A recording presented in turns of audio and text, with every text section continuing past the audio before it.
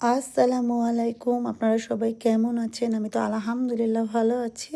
আর আমি গিয়েছিলাম কলকাতা আন্তর্জাতিক বইমেলা ২০২৬। তো বইমেলাটা দুঃখিত, কারণ বইমেলার ভিডিওটা দিতে পারি নাই, অনেক আগেই বইমেলাটা হয়ে গিয়েছে। আর এই তো বইমেলায় যেদিন আমরা গিয়েছিলাম সেদিনই লাস্ট ছিল।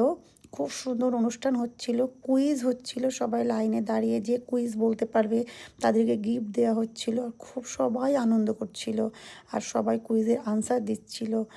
আর এত সুন্দর বইমেলার পরিবেশটা, কি বলবো, মানে যে যাবে সে মুগ্ধ হয়ে যাবে। মানে সে মনে করবে যে যত টাইম বইমেলাটা হচ্ছে আমি তত টাইম এখানে থেকে যাব, মানে এরকম একটা ব্যাপার।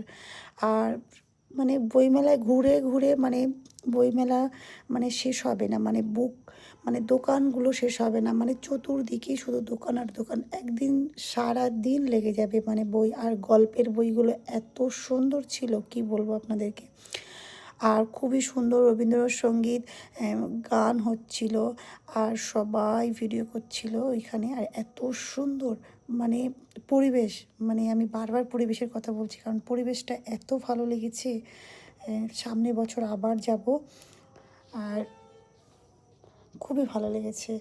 আর আমরা প্রায় ২ ঘন্টা মতন ছিলাম। আমাদের বাড়ি থেকে যেতে প্রায় ৩টা বাস করতে হয়েছে। মানে উল্টোডাঙা থেকে বললে যে বইমেলায় যাব বলে দিবে। মানে অটোয় গেলে 25 টাকা ভাড়া নিবে আর বাসে গেলে 15 টাকা ভাড়া নিবে। আর উল্টোডাঙা থেকে 20 মিনিট লাগবে এরকম। আর খুবই ভালো লেগেছে, কি বলবো, ফার্স্ট টাইম গিয়েছি বইমেলাতে। একদম মানে সামনের বছর আবার যাব। আমি একবার বলেছি, আবার বলছি, মানে আমার খুবই ভালো লেগেছে।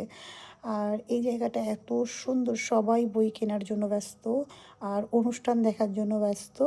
কুইজ কুইজ হচ্ছে, সেই কুইজের আনসার দেওয়ার জন্য ব্যস্ত। খুবই সুন্দর। আর ওইগুলো দেখতে পাচ্ছেন, ওগুলো ওনারা সবাই গান করছিল।